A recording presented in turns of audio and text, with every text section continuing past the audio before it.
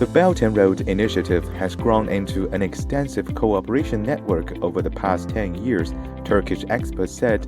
China has signed more than 230 BRI cooperation agreements with more than 150 countries and 30 international organizations.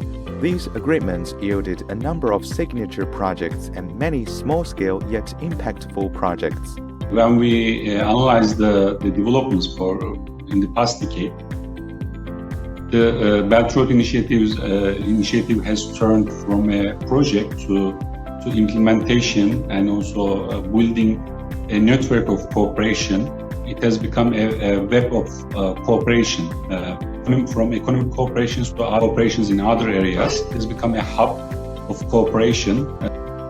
Over the 10 years, globally actually, several huge infrastructure projects have been already developed, and certain initiatives have been taking place. I mean, when we talk about the Belt and Road Initiative, it's not a single initiative in the sense that it has many other areas of cooperation, bilateral with China as well. I think the Belt and Road Initiative has been an important tool in financing projects in developing and underdeveloped countries.